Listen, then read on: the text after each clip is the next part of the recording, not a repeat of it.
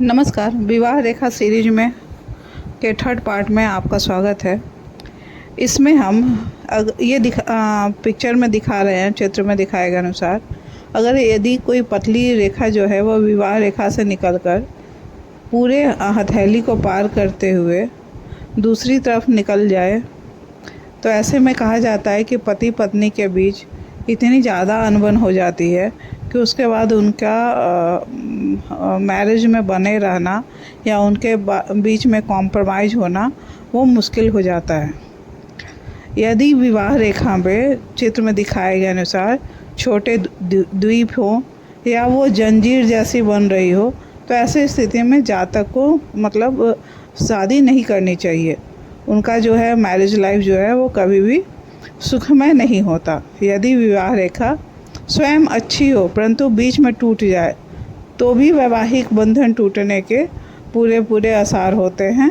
ऐसे में वो अलग भी हो सकते हैं या फिर उन दोनों में से कोई किसी एक की मृत्यु हो सकती है। यदि विवाह रेखा स्वयं या उससे कोई शाखा आगे बढ़कर सूर्य रेखा से मिलती हो या सूर्य पर्वत के क्षेत्र में ऊपर की ओर उड़ती हुई दिखे तो ऐसे में माना जाता है कि जातक का विवाह किसी अत्यंत मतलब पैसे वाली फैमिली में, धनवान रुतबेवान फैमिली में होती है और वो शादी के बाद काफ़ी अच्छा ऊपर की ओर उठता है। अगर वहीं पे ये विवाह मैरिज लाइन सूर्य पर्वत पर जाकर नीचे की ओर झुक जाए या नीचे की ओर झुकता हुआ हृदय रेखा को काट दे तो माना जाता है कि शादी के बाद उसकी जो प्रगति है उसमें बाधा आती है और उसका स्तर जो है वो शादी के बाद नीचे गिरता है। यदि वो कोई उच्च पद पे है तो फिर उस पद को उसको छोड़ना भी पड़ सकता है। यदि कोई रेखा बुध क्षेत्र के ऊपरी भाग से आकर विवाह रेखा में मिल जाए तो जातक जब भी विवाह करेगा उसमें बाधा आती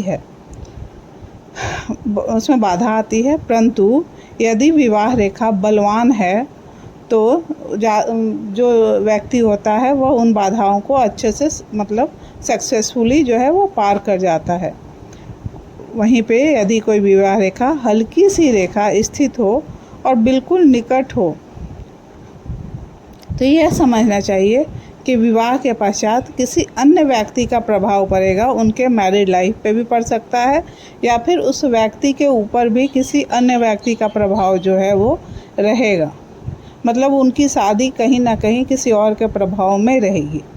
ये सब रेखाएं जो हैं अगर अन्य क्षेत्रों से जो मैंने आपको दिखाई हैं चित्र में कि अगर कुछ रेखाएं अन्य क्षेत्र से निकल के विवाह रेखा की ओर आ रही हैं तो ऐसे व्यक्ति जो होते हैं वो कहीं ना कहीं ऐसे व्यक्ति के लाइफ में कहीं ना कहीं दूसरे लोग इनकी शादी को तुड़वाने में या उनकी शादी में परेशानी खड़ा करने में ये लोग बाधा डालते हैं।